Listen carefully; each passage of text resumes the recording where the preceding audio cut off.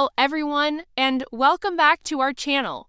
I think we all know someone like this, right? That one relative who comes from abroad and suddenly forgets how to be Indian. Let's call this story the NRI Uncle Arrives. So grab your popcorn, sit back, and get ready to laugh. The doorbell rings. Mother, wiping her hands on her apron, rushes to the door, muttering about who could be so desperate. Father, sitting calmly on the sofa and reading the newspaper, doesn't even flinch. He just lowers his paper slightly, a hint of a smile on his face, as if he knows exactly what's coming. Their kid is on the floor, deeply focused on a video game, oblivious to the impending chaos. Mother swings the door open, and there he stands. The NRI uncle. Let's call him Suresh. He's a spectacle, sunglasses on, even though he's indoors. He strikes a pose, one hand on his hip, and takes a dramatic, deep breath. Wow, he says, his voice dripping with feigned disappointment. India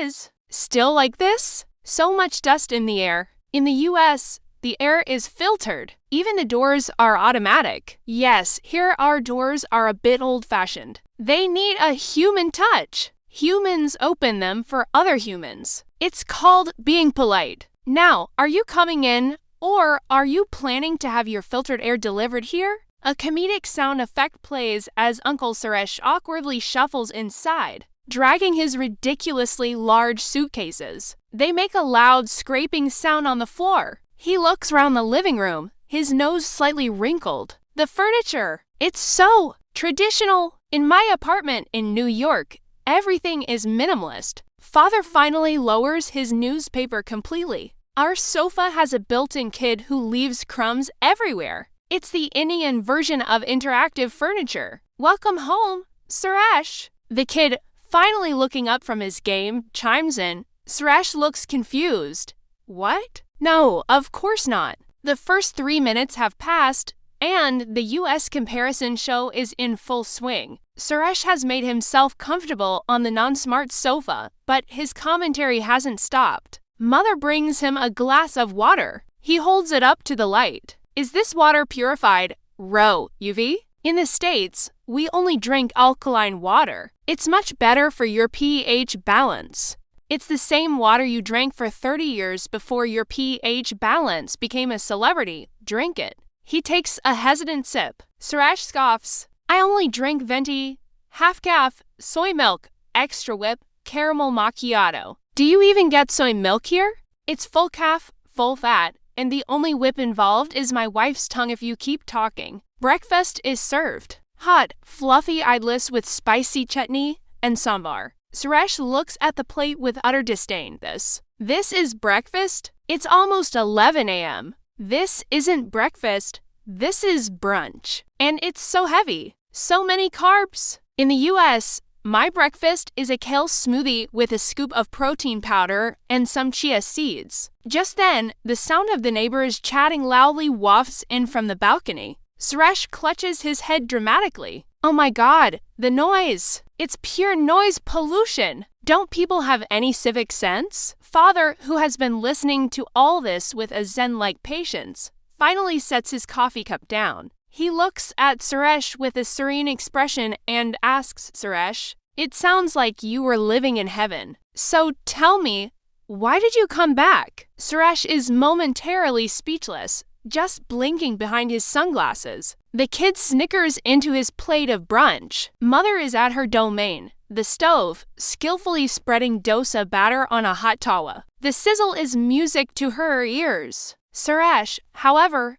has followed her in, acting as a self-appointed health inspector. He exclaims, pointing at the dollop of ghee she's about to add. So much oil? That's pure cholesterol. It's so dangerous for the heart. In the US, we use sprays, just a light mist of oil. Or better yet, do you have any avocado oil? It's much healthier, full of good fats. Mother turns, holding the spatula like a weapon. Her eyes are narrowed. Avocado oil? Yes, of course, I have it.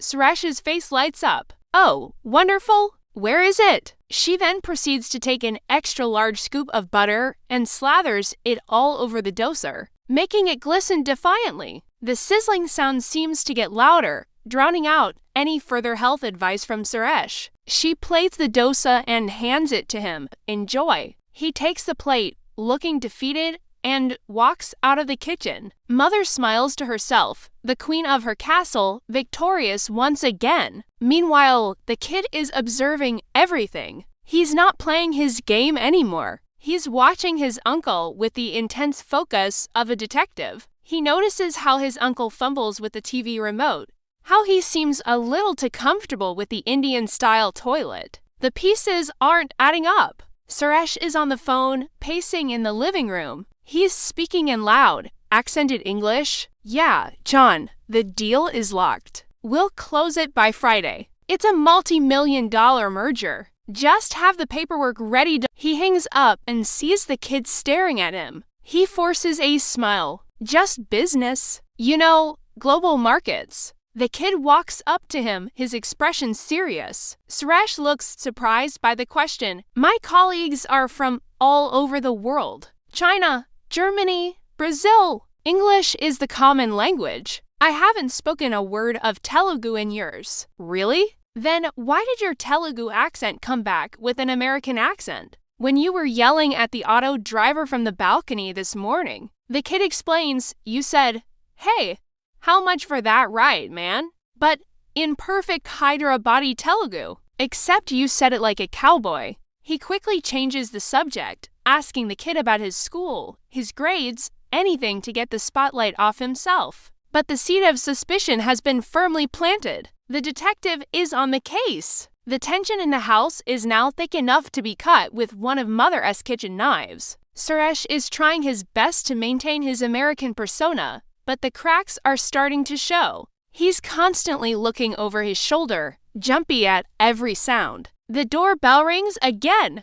It's the neighbor's son, a young man in his early 20s. He's holding a small bowl. He glances past father and his eyes land on Suresh, who is desperately trying to hide behind a curtain. The neighbor's son's face breaks into a wide, familiar grin. Wow, you didn't tell anyone you were coming. How are you, man? I haven't seen you since last month. Everyone freezes. Father just stands there, a picture of calm curiosity. The neighbor's son laughs. What are you talking about, Suresh Anna? It's me, Ravi, from down the street. You don't recognize me? You sold me that big bag of rice. Remember? You even gave me a discount. The only sound is the faint ticking of the wall clock, each tick sounding like a hammer blow. Suresh's sunglasses are still on, but they can't hide the sheer terror in his eyes. His carefully constructed world has just been shattered by a bowl of payasam. Father slowly closes the door, takes the bowl from a very confused Ravi, and gestures for him to leave. All eyes are on Suresh. He takes off his sunglasses, his hands trembling. The confident, sophisticated NRI is gone. In his place is just Suresh from down the street. Okay, fine, he confesses, his voice barely a whisper. You're right. Then where on earth have you been for the past month? And what does USA mean? Suresh looks up, his face a mixture of shame and desperation. USA means Upple's smart apartments. A beat of silence, and then the kid asks, I lost my job. I was too embarrassed to tell anyone. I thought if everyone believed I made it big in America. Mother points a finger at the two giant suitcases. Then what's in those? Imported goods from Upple. Suresh's face turns an even deeper shade of red. Online sale, he mumbles. Bought it all on Emmy. Then father, who has been quiet through the entire confession, lets out a small chuckle. He walks over to Suresh and pats him on the back. A genuine, warm smile spreads across his face. It seems the country didn't change, but the debt just became international. Suddenly, the tension breaks. The kid starts to giggle. Mother tries to hold back a smile but fails. Even Suresh, amidst his shame, cracks a small, weary smile. The absurdity of it all hits them, and the room fills with laughter. A good reminder that it's always better to be yourself, because the truth and your neighbor's son will always find you. Thanks for watching, everyone. If you enjoyed this little comedy, make sure to hit that like button and don't forget to subscribe for more stories. The scene opens early in the morning, my eyes wide with horror at a message that just popped up. I leap up from my chair, a sense of urgent panic washing over me. I rush into the kitchen where my husband is about to take a sip of water. He freezes, the glass halfway to his lips. Is it a raid?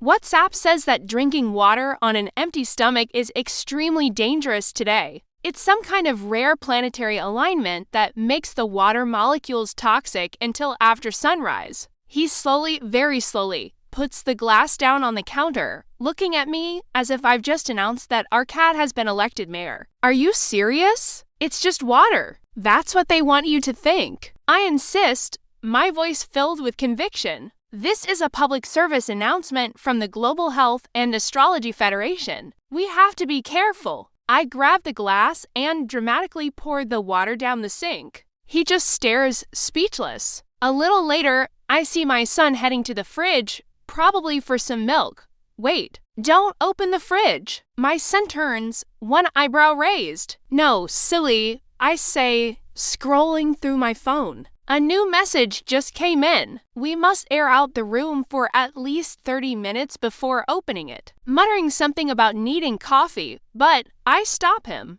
The message says caffeine reacts badly with the morning air today. He looks completely defeated. The day has just begun, and my family is already on the verge of a rebellion, all thanks to the wisdom I'm receiving. Later that afternoon, the house is in a state of controlled chaos, governed by a new set of rules dictated entirely by my WhatsApp forward group, Wellness Warriors. I'm sitting on the sofa, phone in hand, reading out the latest decrees to my long-suffering family. Rule number 1, no eating curd or yogurt after sunset. It apparently causes a major imbalance in your internal humors. My husband, who is trying to read the newspaper, sighs deeply. But I love my dahi with dinner. It helps my digestion. Not anymore. It doesn't, I reply sternly, not looking up from my screen. This is from a leading Ayurvedic expert. We can't risk it. It says the constant breeze can cause joint stiffness and even paralysis in the long run.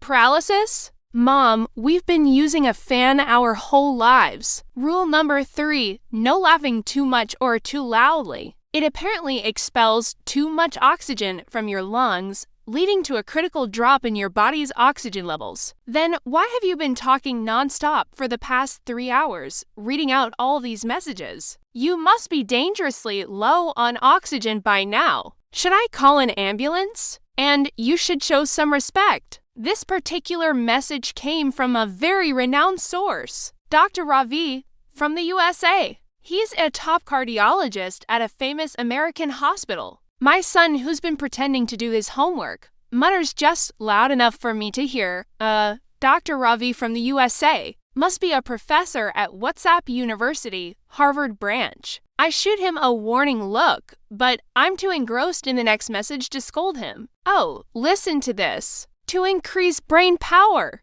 We all have to start writing with our non-dominant hand for at least 1 hour a day. I look around the room, feeling a sense of pride. My family may not appreciate it now, but one day, they will thank me for keeping them so healthy and so well-informed. I'm not just a reader of knowledge, I am a doer. My first subject, naturally, is my husband. He is sitting on the sofa, trying to enjoy a quiet moment, but I have other plans. Time for your health routine, I announced cheerfully, holding a steaming mug. The message from the Himalayan monks says you have to drink a glass of hot water every 10 minutes. It flushes out all the deep-seated toxins in your system. Come on, drink up! 10 minutes later, I'm back with another glass, and 10 minutes after that, another. He starts to look less like a man being cleansed and more like a waterlogged plant. He's been complaining about a little ache for a few days. Forget those useless bombs, I tell him, holding a small bowl. I have the ultimate ancient secret. What in the world is that? He asks, eyeing the concoction nervously. Turmeric, coconut oil, and a pinch of black pepper. A doctor in Australia shared this formula. It cures arthritis in 7 days. I start slathering the yellow goo all over his knee. It's for your own good, I chirp. but the piece de resistance is the final step of his new wellness regime. Alright, now for your spine alignment. We need to go for a walk. But not a normal walk, I say with a grin. We are going to walk backwards. A physiotherapist from Japan said it reverses spinal compression and adds 2 inches to your height. So there we are in the park, with my husband shuffling backwards awkwardly while I guide him. Left a bit, right a bit. Watch out for that bench. After about 20 minutes of this, my husband stops, completely exhausted and covered in sweat. He leans against a tree, panting. I think I was much healthier before WhatsApp. I just pat his back. Nonsense! The toxins are just fighting back. Things took a dramatic turn a couple of hours later. Is now lying on the sofa, looking pale and weak. I immediately grab my phone, my primary diagnostic tool, and start scrolling through my messages. Don't worry, I'll figure this out. I say, my fingers flying across the screen. It says, if you experience dizziness, fatigue, or mild nausea after starting a new detox program, do not be alarmed. This is a positive sign known as a healing crisis. It means the toxins are finally leaving your body. I look at him with a proud smile. Just as I say that, his eyes roll back a little, and he sort of slumps over, collapsing fully onto the sofa cushions. He's gone completely limp. My son, who has been watching this whole drama unfold with an amused expression, walks over and peers at our father. He gently pokes his arm. Well, Mom, he says dryly, looks like your toxins have left the building, but Dad is still here, for now. Panic starts to set in. Just as my son is about to dial, the doorbell rings. It's my brother, who happens to be a doctor.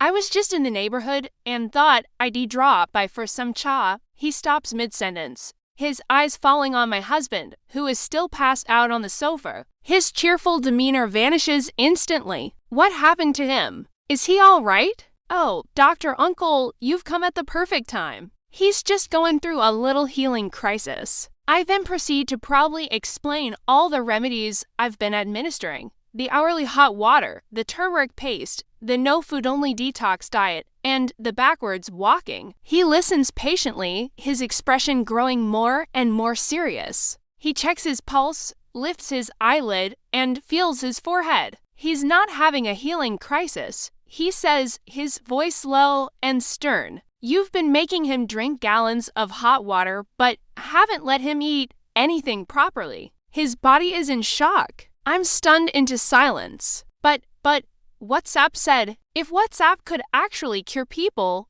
why would we need doctors? Hospitals would be empty. My clinic would be closed. People trust these random, unverified messages more than years of medical science. It's madness. He then does something that shocks me to my core. With a few quick taps on the screen, he navigates to my cherished Wellness Warriors group. I see him press a button. A confirmation message pops up. My son, who has been watching the entire scene, chimes in from the side. It's for the best, Mom. Now we'll just have to use Google for our medical advice. He groans and slowly pushes himself into a sitting position, looking around the room with a dazed expression. He sees me, he sees Dr. Uncle, and he sees our son. I am only trusting 2 things in my life. I'm still reeling from the loss of my precious WhatsApp group. I feel a strange sense of emptiness. All that knowledge, all those life-saving tips, gone in an instant. Maybe they were right. Just then, my phone buzzes on the table. A new notification lights up the screen. My eyes are instinctively drawn to it. It's a text from an unknown number. I pick it up and read. My eyes widen. A new message just came in from the International Space Station, but everyone in the room, my husband, my son, and even Dr. Uncle all turn towards me, their eyes wide with horror, and shout in perfect, terrified unison, "New."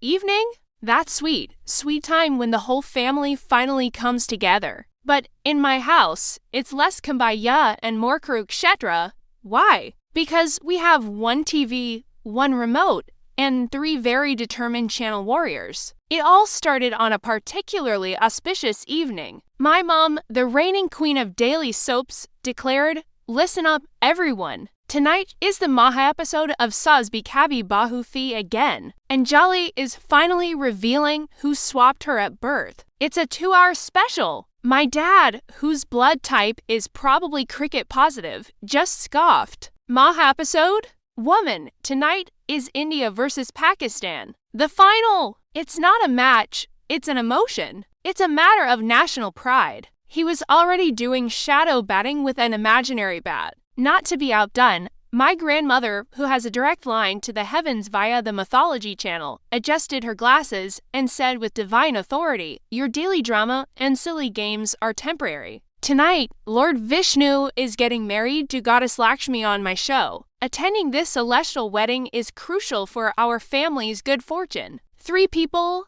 3 critical events, 1 remote. The air was thick with tension.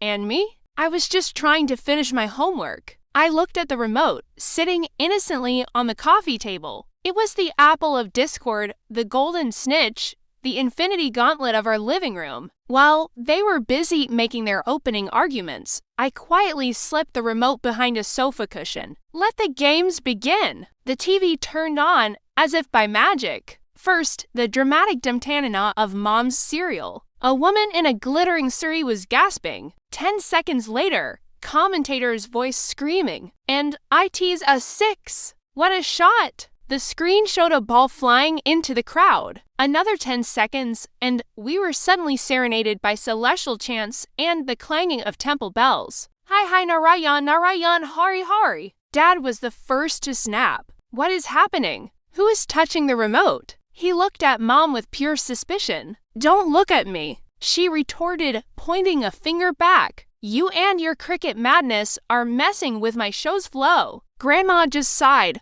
looking up at the ceiling. Even God is confused today. One moment he's watching a wedding, the next he's watching some men in blue pajamas running around. The TV kept jumping. Dramatic gasp.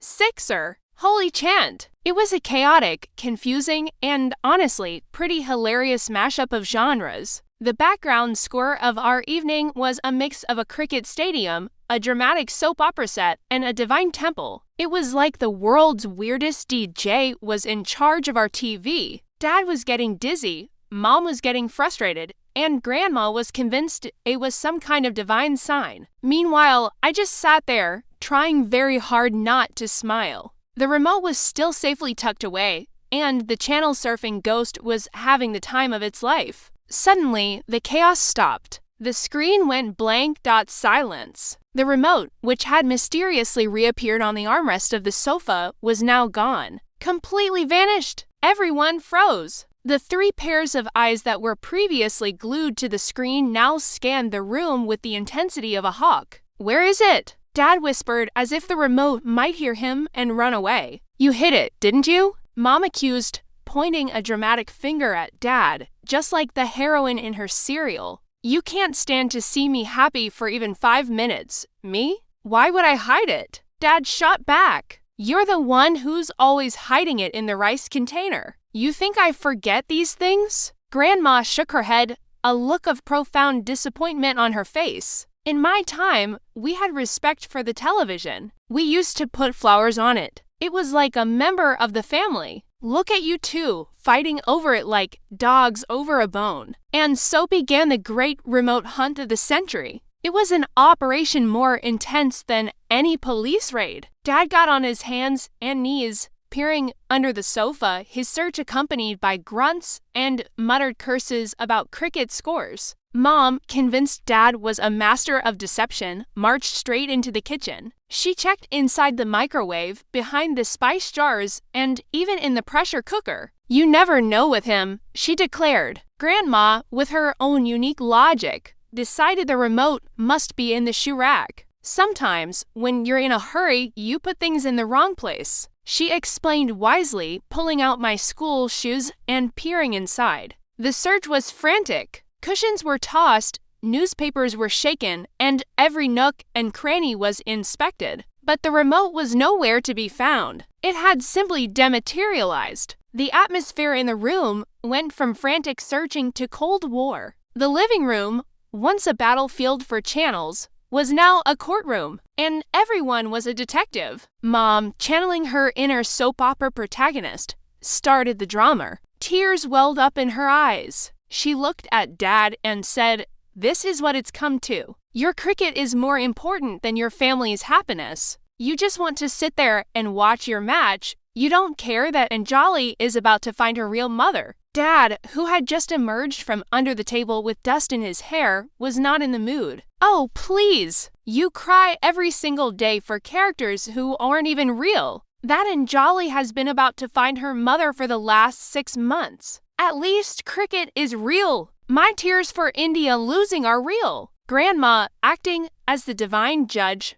raised a hand to silence them both. "Stop it, you two. Your worldly attachments will be your downfall. Fighting over a plastic box. For this, you will both go to hell. My God will not forgive this disrespect during his wedding celebrations." They were so engrossed in their blame game, they didn't even notice me. I had my phone out, discreetly recording the entire spectacle. This was comedy gold. The expressions, the accusations, the high-level drama, it was better than anything on TV. I knew this video would be a family legend to be brought out at future gatherings for maximum embarrassment. The remote control war, I'd call it. This was my Maha episode. The drama was at its peak. Accusations were flying faster than sixes in a T20 match. I decided I was thirsty. All this observing was hard work. I casually got up and walked to the kitchen. I opened the refrigerator door to grab a bottle of water, and my eyes widened. There it was! Nestled between a bottle of ketchup and a carton of milk,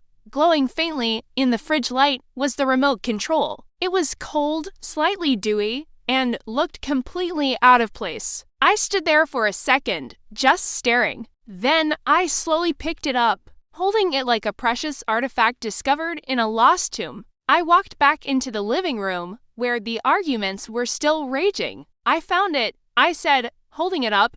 Silence. Absolute pin-drop silence. The three warriors stopped mid-sentence and stared first at the remote, and then at me, then at the remote again. It was as if I had just unveiled the Holy Grail. Dad was the first to speak, his voice a mixture of confusion and relief. The fridge? Who on earth put the remote in the fridge? All eyes turned slowly towards the only person who hadn't been accused yet. My grandmother! She looked at the remote in my hand, then at the empty space on her side table where she usually kept her things. A slow dawn of realization spread across her face. She cleared her throat and said, very slowly, "Oh, dear. I thought it was my hearing aid." It felt a bit cold. For a full 5 seconds, nobody moved. The absurdity of the statement hung in the air. The remote control, mistaken for a hearing aid, and placed in the fridge for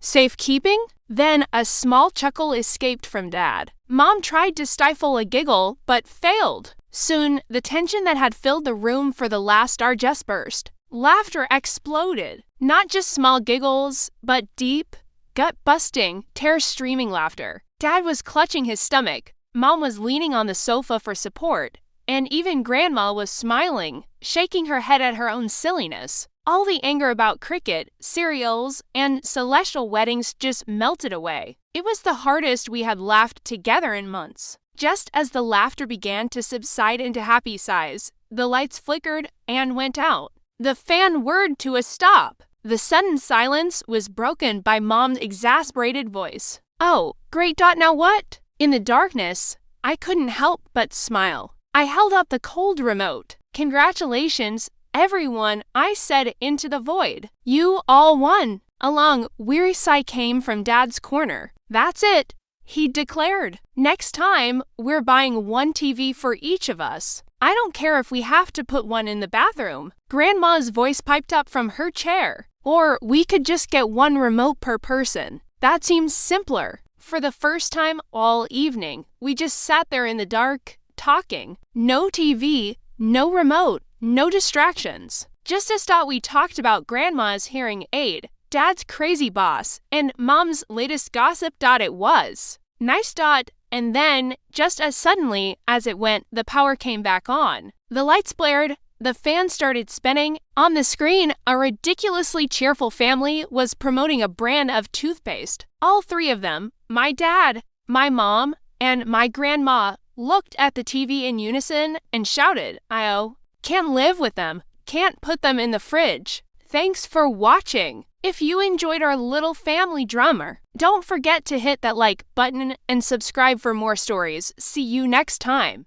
Alright, let's get this marriage interview on the road. The house feels like a pressure cooker right now. My father, bless his heart, is having a full-blown crisis with his tie in front of the mirror. He keeps pulling it, straightening it, then pulling it again. Is my hair okay? Do I look young enough? I don't want to look like some ancient fossil. Don't worry about looking young. She tells him we need to look rich. Dad stops his tie wrestling. Rich in character? No. I am talking about the kind of rich that makes Dad's eyes defeated and goes back to patting his hair. Fine, fine. Rich it is. Should I put on my gold watch? The one we got from the pawn shop? Mom just glares at him. Meanwhile, the auntie, our beloved matchmaker, is pacing around the living room like a general before a battle. She's the one who arranged this whole thing, and she's taking her role very seriously. Everything must be perfect, she declares, inspecting the tray of snacks Mom has meticulously arranged. The samosas are not symmetrical. This could be a bad omen. What? Let me see. Don't worry, I'll rearrange them. We can't have asymmetrical samosas ruin this. I'm just standing in the corner, trying to become invisible. I swear. They're treating this less like a first meeting and more like a high-stakes corporate merger, where the groom-to-be is the hostile takeover. The level of preparation is insane. Mom even has a list of pre-approved conversation topics. Forbidden subjects include politics, the rising price of onions, and my brother's failed startup. Approved topics are our family's long and noble history, the weather, but only if it's pleasant, and how wonderfully talented their son must be. Dad yanks his tie one last time, and he strikes a pose of serene wisdom by the door. I just take a deep breath. Dad opens the door, and there they are, the bride-to-be and her family. We all just stare at each other for a solid 10 seconds. The silence is deafening. Finally, the bride speaks. I'm so happy to meet you. Her voice is soft and breaks the spell. My dad snaps out of his trance. We are very happy to meet you too, dear. Welcome, welcome. He ushers them in, a little too enthusiastically. Everyone shuffles into the living room and sits down stiffly on the edges of the sofas. It feels like a dentist's waiting room. My mom, ever the eagle-eyed hostess, leans over to my dad and whispers fiercely, "Did you remember to buy her a gift?" The auntie is watching, looking for anything at all he could pass off as a thoughtful present. He looks at the fruit bowl, then at a decorative vase, then at his own watch. The bride's family is trying to make small talk, but my parents are too busy having a silent, high-speed argument with just their eyes. My dad is pleading, my mom is scolding, and the auntie is looking back and forth between them with a suspicious frown. Finally, my mom takes control. "We have a small token of our affection for you, but my husband, in his excitement, has misplaced it." She gives my dad a subtle but firm kick under the coffee table. So thrilled. It's a very special, are these people crazy? An invisible gift. They are a family of deep thinkers. I have to physically stop myself from face bombing. This is already a disaster. After the invisible gift fiasco, we all settle into another awkward silence, punctuated only by the crunching of the now symmetrical samosas. My dad clears his throat, deciding it's time to get down to business, looking like he's about to conduct a job interview for a Fortune 500 company. He puts on his most serious face, the one he uses when he's trying to dispute a bill over the phone. Let's start with the important questions. Tell me, my dad continues, tapping his pen on the paper. The bride just stares at him, her mouth slightly open. She glances at her parents for help, but they look just as stunned. She says it like a question, unsure if that's the right answer. Subtly pumps her fist under the table and whispers to my dad, "Good answer. Good answer." She's financially responsible. My dad nods gravely, making a note on his paper. Yes. Prudent. Very prudent. And what are your thoughts on long-term financial planning versus short-term discretionary spending? I can't believe this is happening. She mumbles something about balance and being sensible. My dad just keeps nodding and scribbling notes. It's like watching a really strange, high-pressure game show. What's your 5-year plan? He asks. Do you have a retirement portfolio? Giving vague, safe answers that seem to please my parents. Dad, maybe we could talk about something else? Like, hobbies or movies? This is the foundation of a strong marriage. Absolutely. Love can fade, but a good credit score is forever. I want the floor to swallow me whole. This isn't a marriage interview. It's an audit. And the poor bride is being audited for her entire life. Just when I think it can't get any more awkward, the main event arrives at me. The groom! I walk into the living room, trying to project an aura of confidence and charm. It fails spectacularly. The moment I see all the serious faces staring at me, my palms start sweating. I'm really excited to meet you, sir, I manage to say, my voice cracking slightly. Yes, he says dismissively, then gets right to the point. Let's not waste time. What is your financial status? My brain short circuits. I have a job in the, IT sector, smooth. She leans over to my dad and whispers, loud enough for everyone to hear, he's in IT. That's all you need to know. That's like printing money. Tell him he'll be CEO tomorrow. My dad's eyes light up. I'm just standing there, sweating through my shirt, feeling like an exhibit at the zoo. The bride gives me a small, sympathetic smile. It's the first genuinely human expression I've seen all day, and it helps a little. But then her dad chimes in. IT is good. I feel like I'm defending my thesis to a panel of angry professors. I try to explain my role as a software developer, but my words come out in a jumbled mess of technical jargon and nervous stutters. I, work with algorithms and data structures, cloud computing, JavaScript. I trail off, realizing I probably sound like an alien. My dad, trying to be helpful, adds, he's very good at fixing my phone when it freezes. Thanks, Dad. That really helps my case. I'm pretty sure he thinks I just restart routers for a living. I can feel my chances of a second date, or even finishing this first one dwindling with every word I say.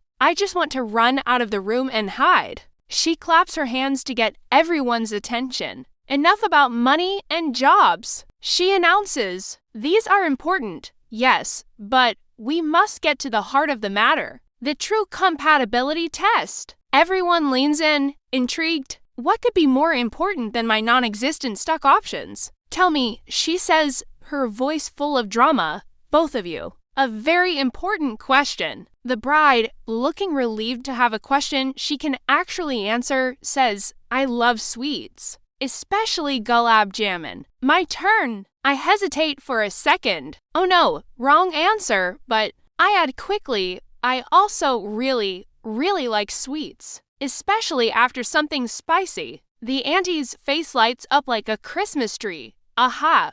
See, a perfect match! She exclaims, throwing her hands in the air. He likes spicy. She likes sweet. The perfect culinary contrast. And then they meet in the middle with dessert. It's a metaphor for marriage itself. She looks around the room, expecting applause. My dad, still in interviewer mode, actually takes a note. It means they won't fight over the last piece of cake. The auntie isn't done. And what about your morning routines? Are you an early bird or a night owl? She asks, pointing at me. Night owl, definitely. She will wake up and make him breakfast in bed while he sleeps in. He will be well rested. She will be productive. Everyone in the room, except for me and the bride, is nodding along, completely convinced by this ridiculous logic. It's like we're being matched based on a bizarre, astrological food chart. My dad decides it's time for the final, concluding question. He puts his pen down, leans back, and attempts a casual, friendly demeanor. It doesn't really work. All that aside, What do you like to do in your free time? Any hobbies? Special talents? The bride thinks for a moment. Well, I enjoy cooking. I can make really great dosa. My dad perks up. A girl who can cook is a treasure. Now all eyes are on me. My mind goes completely blank. Hobbies, talents. There's a stunned silence. My parents stare at me in horror, the matchmaker aunties. Good morning, everyone, and welcome to another beautiful day of online learning. Sit up straight now. Camera on, microphone on. Make sure you're looking presentable for your teacher. I am a very responsible student, a model of academic integrity. See, I'm ready. So let's see what we've got today. A little like gaming to get the brain cells firing. One ear for the teacher, one eye for the game. Just gotta avoid this falling log.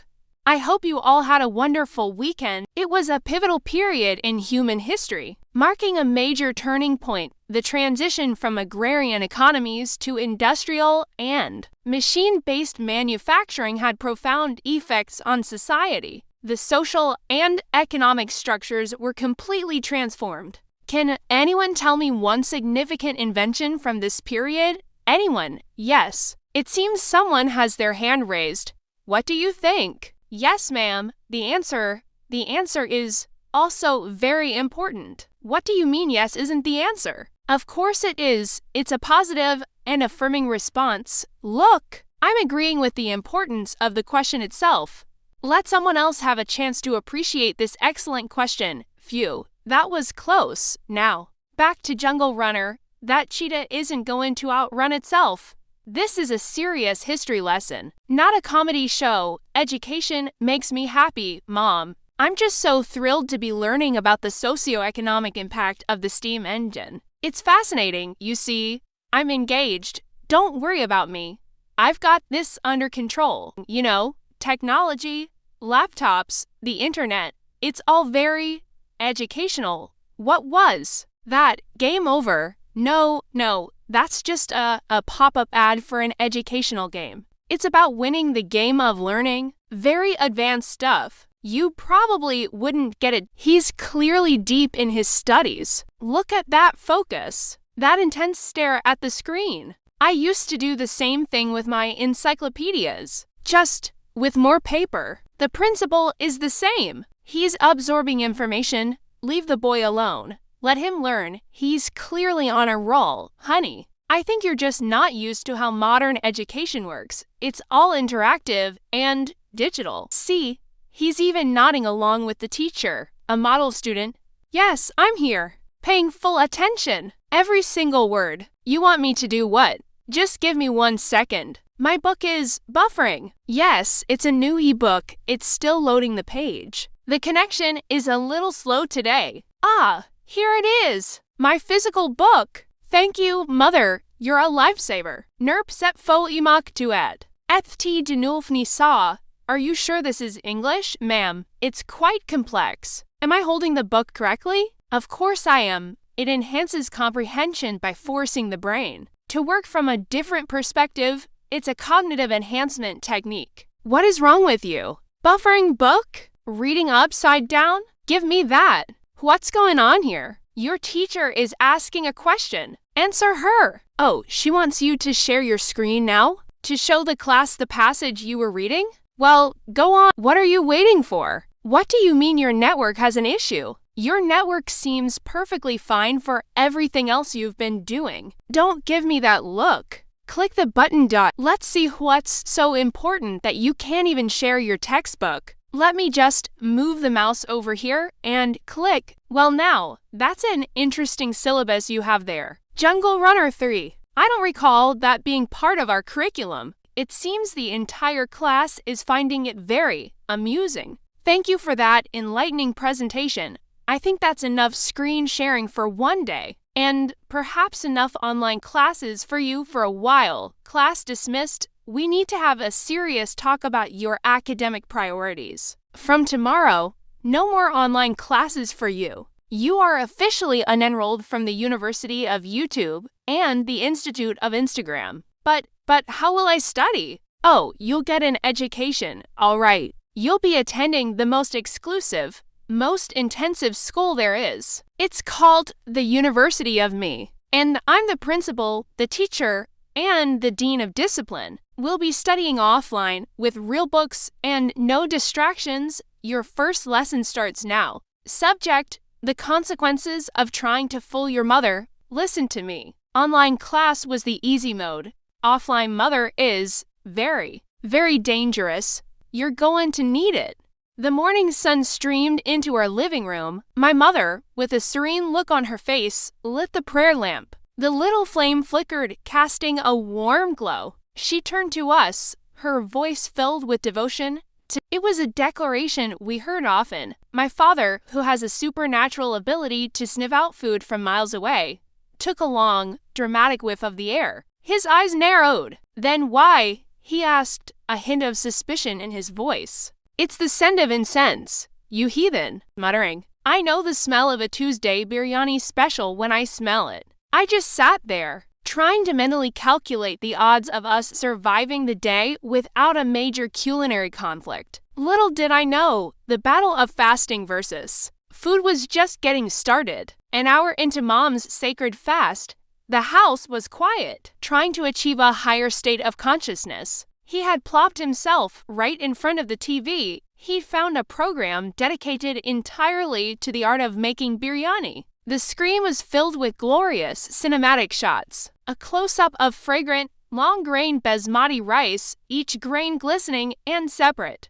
Then a slow-motion shot of tender, marinated chicken being layered into the pot. You could almost smell the saffron and fried onions through the screen. The serene monk from 5 minutes ago was gone, replaced by a furious goddess. "Change the channel, now," she commanded, pointing a finger at the screen as if it were the source of all evil in the world. "This isn't food," he said with the straightest face I've ever seen. "This is a documentary. It's educational. We're learning about the cultural significance of layered rice dishes." Mom looked like she was about to explode. "Cultural significance? I'll show you cultural significance with this remote control." Hoping a debate about politics would be less inflammatory than a debate about dumb biryani. It was a close call. The temptation was real, and Dad was not making it easy for anyone, least of all himself. Mom was patrolling the house like a general, ensuring no unsanctioned snacking was taking place. Dad, defeated in his TV documentary marathon, had retreated to his armchair, looking like a man who had lost his will to live.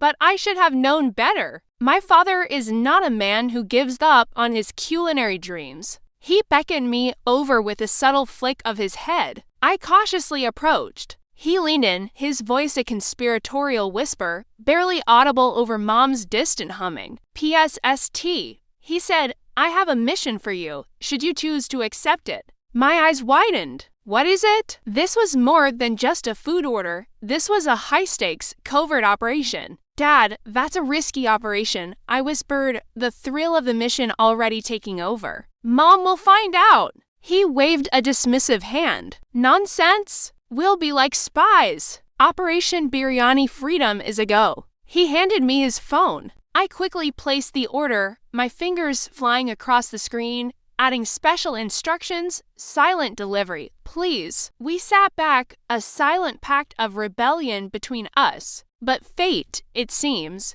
has a wicked sense of humor. Barely 10 minutes later, the doorbell rang. Not a quiet knock. A loud, piercing, impossible to ignore bzzzzzzzt. Mom's humming stopped. Dad, in a moment of sheer panic and creative genius, shouted back. I held my breath, wondering if she'd buy it. The silence that followed was deafening. Just as the online prasadam excuse was hanging precariously in the air, the front door creaked open. It wasn't the delivery guy. It was our neighbor, Auntie Sheila, who had an impeccable, almost supernatural, timing for walking into household dramas. Namist, she chirped, walking in with the confidence of someone who owned the place. I saw the temple van outside and thought I'd pop in. My dad and I exchanged a panicked look. I'm fasting today too, she announced proudly, patting her stomach. She took a deep breath, inhaling the air of our holy home. And then her nose twitched. Her eyes narrowed. She sniffed again, turning her head like a meerkat sensing danger. Why does your house smell so sinful? Oh no? The ghost of Biryani's past was coming back to haunt us. The aroma we thought had faded was now being detected by a fellow faster's highly sensitized nose. Mom, who had been on the verge of believing the temple delivery story, now looked at Dad with renewed suspicion. Sinful, Mom repeated, her eyes zeroing in on Dad's nervous face. Auntie Sheila leaned closer to Mom, adding fuel to the fire. It smells like temptation, my dear. The devil's perfume. Dad was sweating bullets, trying to look as innocent as a newborn lamb. But the aromatic evidence was overwhelmingly against him. Our secret mission was on the verge of catastrophic failure, thanks to the world's nosiest neighbor. The atmosphere in the living room was thicker than the biryani gravy we were secretly craving. Mom and Auntie Sheila were now a two-woman investigative team sniffing every corner of the house. Dad was trying to fan the air with a newspaper, pretending he was just feeling a bit warm. Just when I thought things couldn't possibly get any more intense, my dad's phone, which he had carelessly left on the coffee table, began to ring. The caller ID flashed, Zesty Biryani Palace. We all froze. Before Dad could lunge for it, the call went to voicemail, and his phone's speaker blared a message for all to hear. It was the delivery boy's voice, loud and painfully clear. Hello, sir. Biryani delivery. You told me not to ring the bell, but I am outside. Where should I keep the food? A profound, earth-shattering silence fell over the room. You could hear a pin drop. You could probably hear the saffron blooming in the biryani box outside. All eyes turned to my father. He looked like a deer caught not just in headlights, but in the full glare of a stadium floodlight. Auntie Sheila gasped, clutching her heart as if she'd just witnessed a crime. Mom just stared. Her gaze wasn't angry anymore. It was a cold, calculating stare that promised future retribution. I was thrown under the bus, but I knew I had to play along. I nodded vigorously. Yes, my school project. It's on world religions and their festive foods. Auntie Sheila looked unconvinced. Biryani for a school project? She scoffed. Mom just crossed her arms, her face unreadable. The simple package was exposed, and Operation Biryani Freedom had officially been compromised. She performed her evening prayers and took a sip of water, officially breaking her day-long abstinence from food. There, she said, with a sigh of virtuous satisfaction, I controlled my hunger all day. She gave Dad a pointed look, a silent reminder of his failed covert operation. Auntie Sheila had long gone, probably to spread the gospel of our sinful household throughout the neighborhood. The tension had eased, replaced by a rumbling in all of our stomachs. Dad, seeing his window of opportunity, slowly and reverently brought the now famous biryani box to the dining table. He opened the lid with a flourish, releasing a cloud of steam that smelled like pure, unadulterated happiness. He looked at my mom, a mischievous glint in his eye. Mom stared at the mountain of fragrant rice and succulent chicken. For a moment, I thought she would refuse. Her resolve was strong, but the biryani's allure was stronger. My body needs to readjust to food slowly. This is surprisingly good for a school project, she mumbled, her mouth full. The earlier tension had melted away, replaced by the simple joy of sharing a meal. I looked at my family, my mom with her one bite turning into a full plate, my dad looking victorious. Well, I said with a smile, the fasting has ended, and the family is united. To biryani, he declared the ultimate peacemaker. And in that moment, as we all laughed, it really was. Ever have that one family member who suddenly decides to become a fitness guru overnight? Well, let me tell you about my dad. And there he was, glued to the TV. You know the type, with a ridiculously buff guy shouting motivational quotes. The TV voice boomed. My dad, with a very serious expression, slowly looked down and poked his own stomach, as if he were trying to find a hidden six-pack. That's it. From today, I am joining the gym, and looked at us, expecting applause or maybe a national award. And from tomorrow, body pain, I knew right then this was going to be better than any show on TV. He came out of his room wearing a brand new, fluorescent green gym outfit that was so bright it could probably be seen from space. He had a matching headband, wristbands, and even neon green shoelaces. My mom just shook her head and muttered. Dad, completely unfazed, just flexed his non-existent bicep and said. He grabbed his new gym bag, which was packed with who knows what. I had a feeling the gym wasn't ready for him, and I was here for all of it. The place is filled with the sounds of clanking weights and grunting people. Immediately, a super enthusiastic trainer bounces over to him. Welcome, sir. Ready to transform your life? Dad, trying to look cool and experienced, just gave a slow, confident nod. So, just to get a baseline, how many push-ups can you do right now? And, with complete seriousness, replied, emotionally, we'll find out. He clearly wasn't prepared for that answer. He just sort of nodded slowly and said, right? Dad looked at the treadmill like it was a medieval torture device. The gym drama had officially begun. Dad got on the treadmill, set it to the slowest possible speed, and walked for about 2 minutes before deciding he needed a break. He said he was acclimatizing to the gym's gravitational pull. He pulled out his phone and started what I can only describe as a gym-themed photo shoot. He flexed so hard I thought a button on his shirt might fly off and injure someone. He took about 20 pictures, trying to find the perfect angle that made his one bicep look like two. No pain, no gain. Hashtag beast mode, hashtag gym life. Then he moved on to the treadmill selfie, by the way, and took a picture.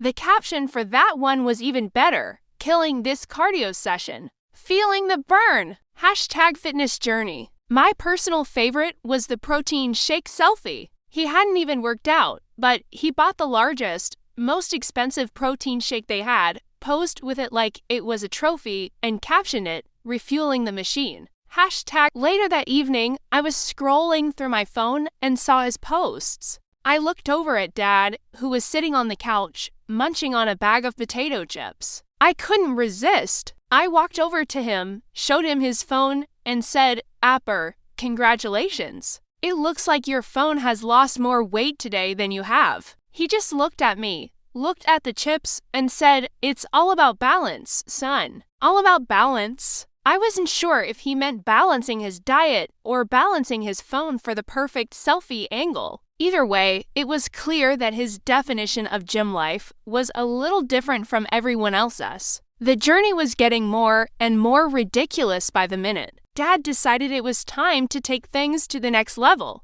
He became the diet dictator of our house. He stood in the kitchen one evening and made a grand announcement. From this moment on, he declared, holding a celery stick like a king's scepter, no more rice. That was like saying no air.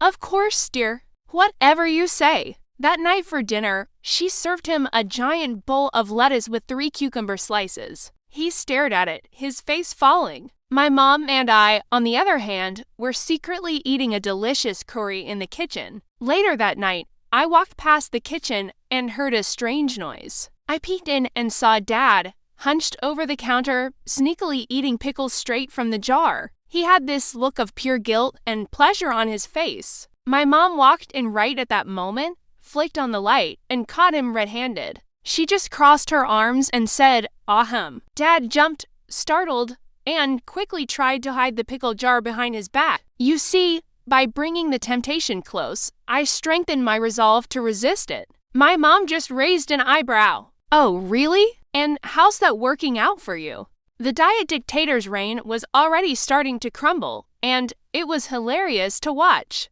The next morning was the true moment of reckoning. I woke up to the sound of low groaning coming from my parents' room. It sounded like a wounded animal. I peeked in, and there was Dad, lying flat on his back, completely unable to move. What's wrong, Appa? I asked. I think my body is broken. He groaned. Every muscle has filed a formal complaint. My legs have seceded from the rest of my body. My mom was trying her best not to laugh, offering him a cup of tea. He couldn't even lift his arm to take it. Just then, his phone started ringing. It was the over-enthusiastic trainer from the gym. Good morning, sir. The trainer's cheerful voice filled the room. Hope you're feeling pumped, because today is leg day. Dad's eyes widened in sheer terror. He took a deep, painful breath and whispered into the phone, "Hello, yes. For you, it might be leg day. For me, today is rest of my life day. See you tomorrow for arm day then," and hung up.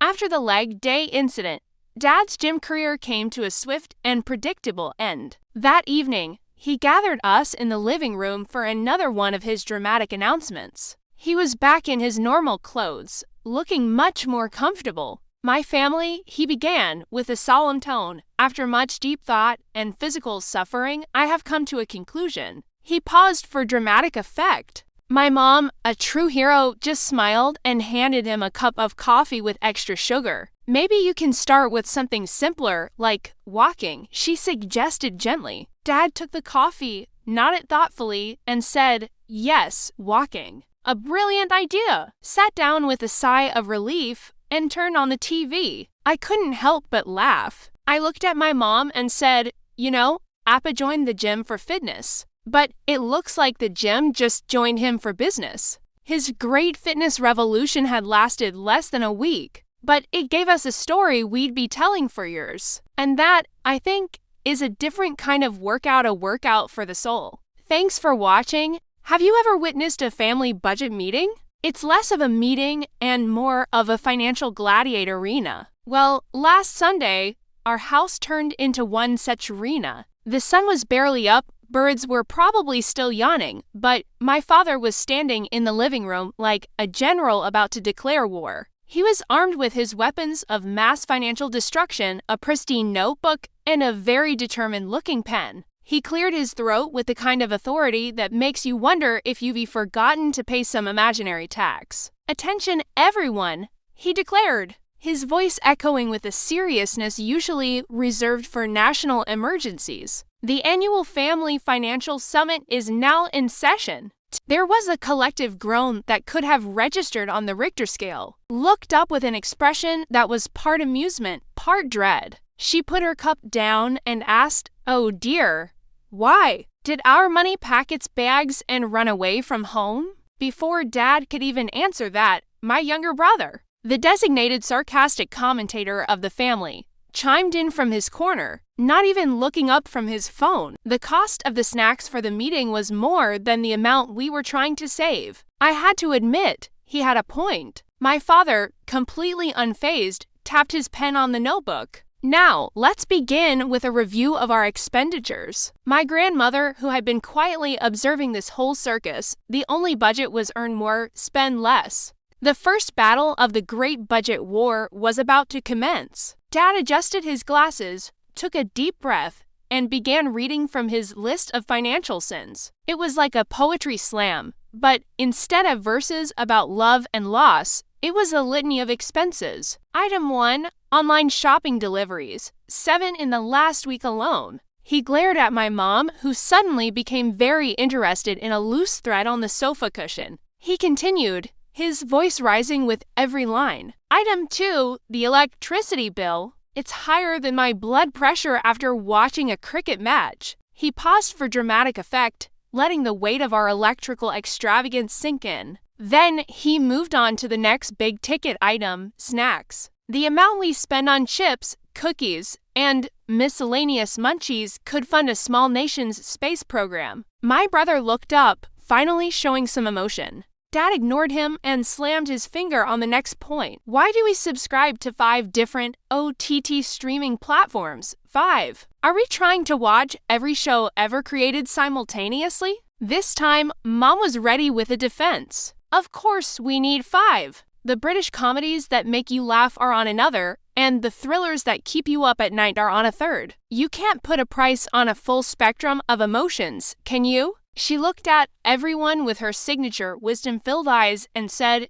HMPH. In my time, we had one television channel, and we had one emotion for all the shows, gratitude. You kids have too many options and too much time. The room fell silent. You just can't argue with Grandma's logic. It's like trying to argue with gravity. The initial shock of the expense report quickly turned into the next logical phase. of any family discussion, the blame game. It started subtly. Dad, still holding his notebook like a sacred text, pointed his pen accusingly at Mom. The sheer volume of packages arriving at this house is astronomical. Shoes, dresses, mysterious little boxes. Are you single-handedly trying to keep the e-commerce industry afloat? Mom, never one to take an accusation lying down, immediately retaliated. She pointed right back at him. Oh, really? And what about your daily chai break with your friends? At the rate you're going, that little tea stall owner is going to be able to buy a new car sponsored by you. The metaphorical tennis ball of blame was now flying back and forth across the living room. Then, just as the argument was reaching its peak, my brother, the silent observer, slowly raised his hand as if he were in a classroom. He looked directly at Dad and asked, in a calm and innocent voice, "Could you please explain the recurring monthly deduction for the Royal Cricket Fantasy League app on your phone?" The silence that followed was deafening. He coughed, a dry, awkward sound that echoed in the quiet room. "Ah, yes, well, that is a strategic investment in sports analytics," he stammered. Even Grandma had a small, triumphant smile on her face. The score was now everyone 1, Dad 0. If he couldn't win by pointing fingers, he would win by imposing draconian laws. Therefore, effective immediately, I am introducing a new set of cost-cutting measures. He cleared his throat and began to list his new commandments. My brother looked like he had just been told his internet was being disconnected for life. If you leave our room, you switch off the light. For the rest of the year, we will embrace natural ventilation. Just as Dad was about to announce what I am sure was going to be a ban on breathing too heavily, Grandma, who had been listening patiently, spoke up. "That's all very well," she said calmly. She pointed a frail finger at his phone. We all burst out laughing, a genuine, hearty laugh that broke all the tension. Dad was left speechless, holding his budget notebook, defeated by a simple, undeniable truth from the wisest person in the room. He looked at his phone, then back at us, and for the first time that morning, a small smile appeared on his face. His grand austerity plan had been hilariously and effectively dismantled. Just as the laughter died down and a fragile peace settled over the living room, the doorbell rang. It was an unexpected interruption to our financial drama. I opened the door to find the electrician, a man we hadn't called for. He looked concerned. "Sir," he said to my father, "I was passing by and noticed some sparks from the main junction box outside. The entire wiring of your house is old and faulty. It's a major hazard and needs immediate repair." He quickly scribbled an estimate on his notepad and handed it to my dad. My father took the slip of paper, his face turning pale as he read the amount. The figure was substantial. It was more than all our online shopping, tea breaks, and OTT subscriptions combined for the next 6 months. He looked at the paper, then at his own budget notebook, then back at the paper. But this is not in the budget," he stammered, his voice filled with utter disbelief. His perfectly planned, meticulously calculated financial fortress was crumbling before his very eyes. My mother walked over and put a reassuring hand on his shoulder. My brother, who was standing nearby, nodded with the seriousness of an old philosopher. "Mom's right. Life has its own pop-up expenses. You can't budget for a plot twist when a massive, non-negotiable expense just walked in through the front door." Dad just stood there, holding to pieces of paper. The unexpected electrician's bill was the knockout punch to my father's budget battle. He stared at the quote for a long moment, then looked at his own handwritten budget, filled with rules and restrictions. He let out a long sigh, a sound of complete and utter defeat. Then, in a moment of pure cinematic drama, he took the page with his cost-cutting measures and slowly, deliberately, tore it into pieces. The tiny bits of paper fluttered to the floor like financial confetti. "The budget meeting is officially canceled," he announced, his voice devoid of its earlier authority. He slumped onto the sofa, a fallen general. The war was over, and in a surprising twist, it wasn't a person who won, but life itself. My mother disappeared into the kitchen and returned a few minutes later with a large tray piled high with hot samosas and a fresh pot of tea. The aroma filled the room, a scent of truce and comfort. She placed the tray on the center table. "Let's eat first,"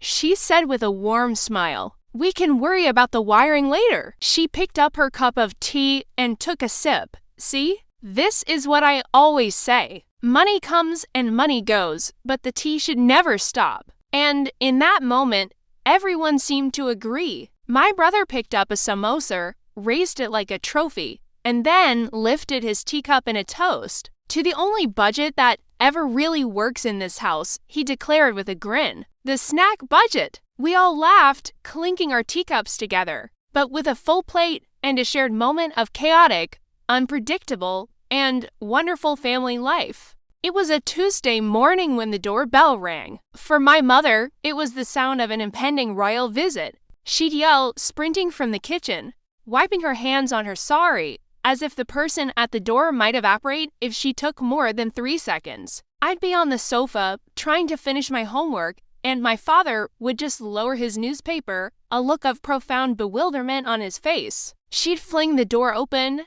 breathless, to find a very ordinary-looking young man in a blue t-shirt. This was Ryu, the delivery boy. He'd stand there, holding a small brown parcel. "Madam, OTP please," he'd say, holding out his phone. "Did you have breakfast, son?" My father, watching from his throne-like armchair, would just clear his throat. A sound that translated to, "He's delivering a 50 rupee face wash, not a peace treaty." The first delivery was like the pilot episode of a very strange sitcom. Soon, Ryu wasn't just a delivery boy. The next, it was some obscure medicine my mother found online. Each day, around the same time, the doorbell would ring and Ryu would be there. And each day, my mother's welcome ceremony grew more elaborate. Then she started offering him snacks.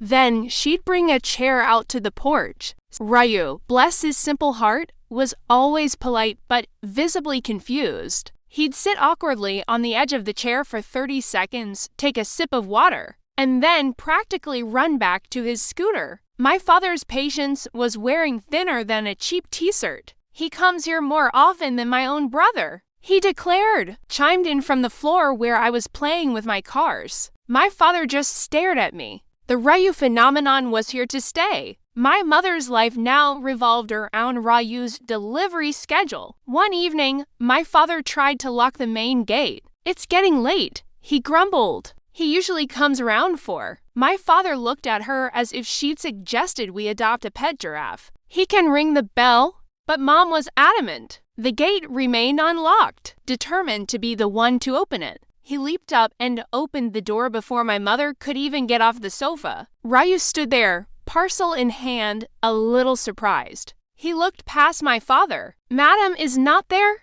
My father just stared. He had been rendered invisible in his own home. He snatched the parcel, mumbled the OTP, and slammed the door. The sound echoed through the house. The line between customer and family was blurring fast. She started treating him less like a delivery person and more like a long-lost son, who needed her blessings to survive the harsh world. One day, as Ryu was about to leave, she stopped him. "May you get a good promotion and a nice wife," she said, her voice thick with emotion. He looked like a deer caught in the headlights of a very affectionate car. "This is for you and your family," she said with a grand smile. "Madam, This is just my job," he stammered, completely bewildered. "No, Ryu," I said, peeking from behind the curtain. "You're not doing a job. You're family now." My father, who was witnessing the entire exchange, let out a long, deep sigh. It was the sigh of a man who had accepted his fate. He was no longer the king of his castle. He was just a supporting character in the adventures of Mom and Ryu. He retreated to his room, probably to question all his life choices. And then the unthinkable happened. The plot twist none of us saw coming. One afternoon, the doorbell rang at the usual time. My mother, humming a happy tune, went to open the door, a fresh glass of lemonade in her hand. But the man standing there wasn't Ryu. My mother stopped short, the lemonade glass trembling in her hand. Where is Ryu? The new delivery boy fumbled with his device. Was the company not treating him well? Was the work too hard? The new guy shook his head. No, madam. He got a software job. A big company. My mother just stood there, processing the news. A software job. From the living room, a slow, triumphant smile spread across my father's face. He put down his newspaper. He had won. The rival was gone. The reign of the delivery boy was over. For the first time in months, my father looked genuinely happy. A couple of days later, just as the dust was settling and my father was enjoying his newfound peace, the doorbell rang again. Standing at the door was Ryu, but it was a new Ryu. He wasn't in his blue uniform. He was wearing a crisp formal shirt, neatly tucked into his trousers. He had a backpack slung over his shoulder and he looked like a software engineer. I'm moving to another city for my new job. My mother's eyes welled up with tears. Oh, Ryu, she said, her voice choked with emotion. You've done so well, but as he turned to leave, my father, feeling magnanimous in his victory, stepped forward. He patted Ryu on the back, a gesture of goodwill. Then he turned to my mother with a smirk. So, now that your son has a real job, will you finally forget about online shopping? My mother looked from the departing Ryu to my father. A thoughtful expression crossed her face. She slowly pulled out her phone. Her fingers started tapping on the screen. Before my father could even protest, the doorbell rang again. Instantly, we all froze. It was the new delivery boy, standing there with a small packet. He must have been waiting just round the corner. I looked at the new guy, then at my mother's determined face, then at my father's look of utter defeat. I couldn't help but say it out loud. The morning sun streamed through the window, but in our house, it wasn't a sign of a peaceful new day. I thought it was the signal for battle stations, because today was the dreaded family function day, and my mom, the self-appointed general of social media perfection, was already in full command mode. Everyone, listen up. Operation Picture Perfect is a go. I want everyone showered, dressed, and camera ready in 1 hour. Photos first, food later. Is that clear? My dad, a veteran of these domestic wars, muttered from behind his newspaper in my time. We ate first. Photos were just proof we were there.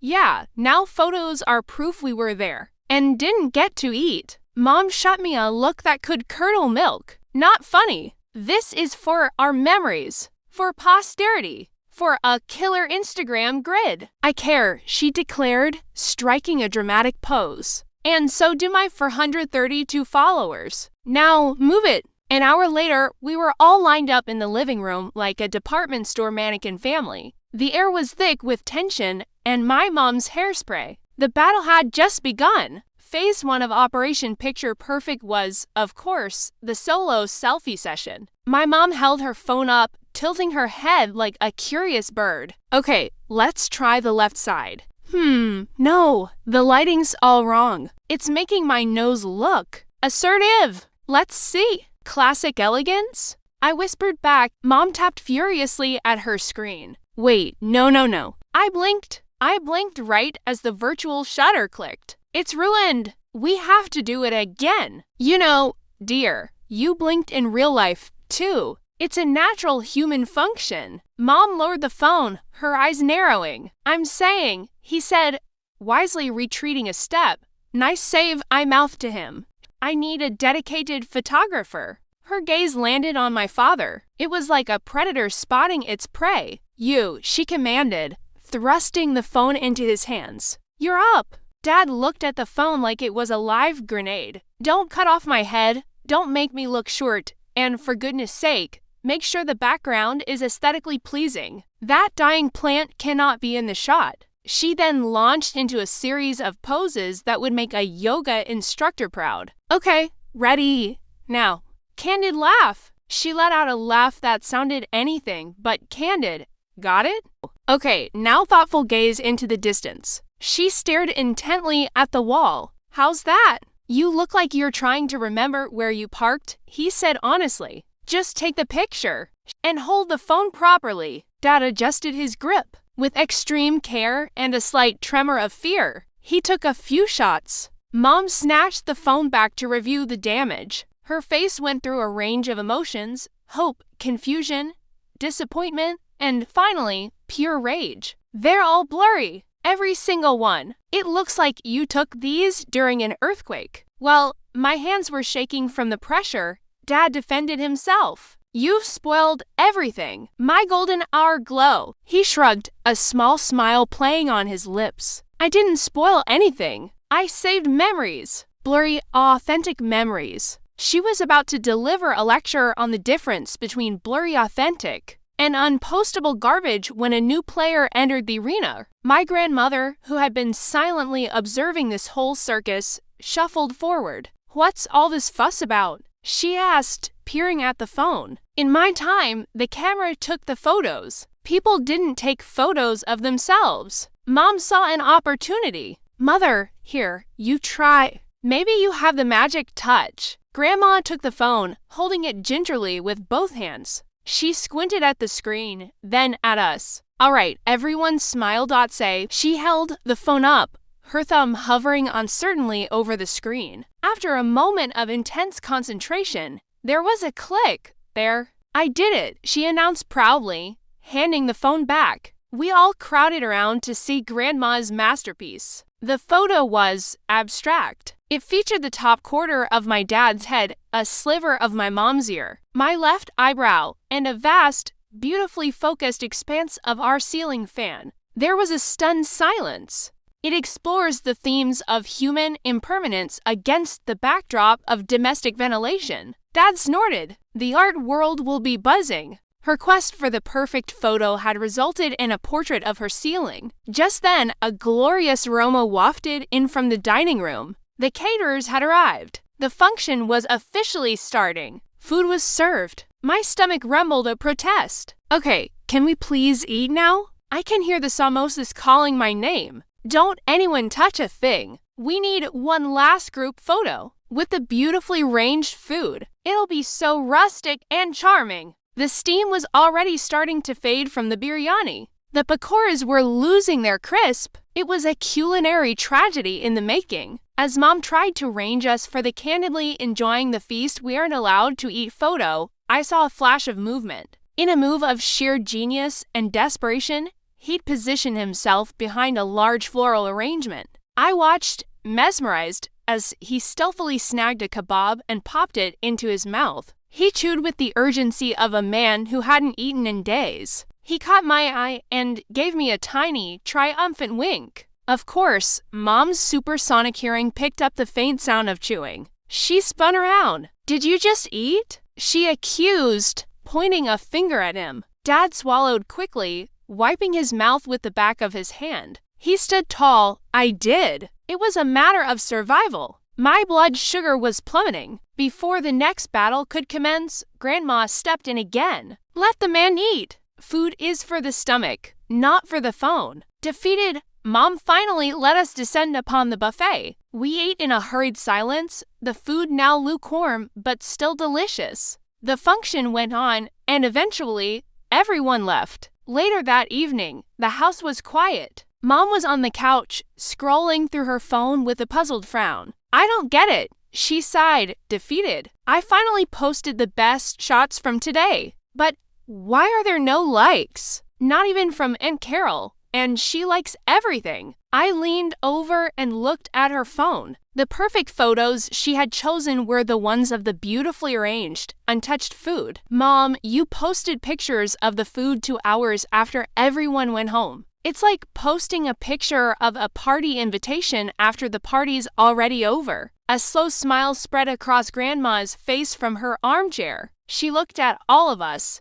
her eyes twinkling. Photos fade, filters change, but good memories, they stay in the stomach. For the first time all day, a genuine, unposed laugh filled the room. My dad put his arm around my mom, who actually laughed along. We looked at each other, a family of mismatched, blurry ceiling fan photographing weirdos. And in that moment, without a camera in sight, we finally had our perfect picture. Honey, Junior, guess what? I've just brought home the future. Yes, I'm talking full-on, voice-activated, 21st century living. Well, maybe it can't whip up a 5-course meal just yet, but just you wait. What did I buy? Only the best, my boy. A smart fan that knows when you're hot before you do. And the brain of the whole operation. A top-of-the-line smart speaker. No more fumbling for switches in the dark. Our lives are about to get so much easier. All right, gather round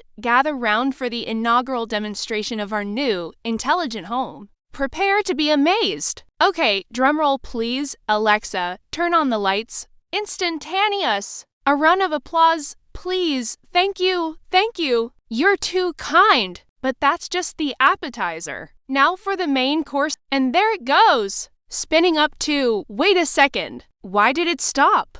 Hang on, it's starting again. It's probably just calibrating. It's an intelligent fan, you see. It has its own process. It's not just a dumb fan. You're a riot. It's just getting used to its new environment. It's probably sensing the room's temperature, calculating the optimal airflow. It's a complex piece of machinery. You can't rush genius. Just imagine the possibilities. Okay, one at a time, one at a time. The system needs clear, concise instructions. It's not a mind reader yet. Darling, please let me handle this. I've read the manual. I know how to communicate with it effectively. Alexa, listen to me. Focus on my voice only. I'm confused. What do you mean? You're confused. I'm the primary user. Why are the lights blinking red, blue, green? Is it updating? This isn't a disco. Very funny, son. No, it's just a minor glitch. Probably a software update or something. Alexa, stop the light show. Alexa, set lights to normal white. Hey, don't yell at it. You're just confusing it more. It responds to a calm, authoritative tone. Like this, Alexa, please, for the love of all that is holy, set the living room lights to a standard, non-flashing, warm white. Don't touch that. You'll mess up the network configuration. It's all interconnected. The speaker, the lights, the fan, it's a delicate ecosystem. Let me just try to reboot the speaker. That usually solves everything. Alexa, restart. Why isn't it listening? It's completely ignoring me. Maybe the Wi-Fi dropped. Let me check the router. Wait, don't unplug anything. You'll create a cascading system failure. What? I sneezed. That doesn't mean I'm in the mood for a slow dance. Alexa, turn off the music. Hey, why did the door just lock? Did you do that? I didn't even set up the smart lock yet. What is going on? And the fan, it's going at hurricane speed. My papers. A playlist. Is this thing programmed to be deliberately unhelpful? We're trapped. We're trapped in our own smart home. This is a nightmare. Don't just stand there laughing. Help me. Try your voice. Maybe it'll listen to you. Yes, I need an electrician. It's an emergency. My house. It's gone rogue. It's locked us in. It's playing Barry White. And I think the fan is trying to achieve liftoff. 15 minutes? Thank goodness you're here. Come in, come in. Watch your step. The fan is possessed. So here's the situation. I installed a new smart home system lights, fan, speaker, the works. I followed the instructions to the letter, but it's completely out of control. The lights think they're at a nightclub. The speaker is a frustrated DJ, and the door has taken us hostage. Can you fix it? Stupid wiring? What do you mean, stupid wiring? This house has perfectly good wiring. I've lived here for 15 years. I just added a few smart plugs, connected everything to the hub. It's supposed to be plug and play. You're just going to turn off the main power? Is that really necessary? What about all my settings? All the programming I did? There must be a way to reboot it from the app or something. Can't you just fix the stupid wiring, as you so eloquently put it? It's beautiful. I'd forgotten what it sounded like. No blinking lights. No saxophone solos. No gale force winds in the living room. I have to admit, that's the most sensible thing I've seen all day. So, what's the verdict, Doc? Is my house going to make it? So, you saying the original wiring can't handle the load from all the smart devices running at once? It's causing power surges that are freaking out the system. Well, Why didn't the instruction manual say that? It just said easy installation. This is false advertising, right? Do I have to rewire the entire house just to ask my fan to turn on? This is ridiculous. This was supposed to make my life simpler, not require a degree in electrical engineering. Alright, that's it. I'm done. I can't take it anymore. These things are going back in the box. This was a terrible idea. Later means never? You don't have to rub it in. I admit defeat. The machines won. Maybe humanity just isn't ready for this level of smartness. Or maybe, just maybe, my house isn't. I'll just pack these away for a while. Let things cool down. We can try again later. A normal, old-fashioned, gloriously simple light switch. And look at that. The light turned on. No commands, no confusion, no disco party. The smartest technology is this. You know what? I think you're right. There's something to be said for simplicity, for reliability. From this day forward, we are the smart ones in this house. Now, who wants to help me take down this fan before it declares independence? Thanks for watching our little disaster, everyone. Don't forget to like and subscribe for more not-so-smart adventures.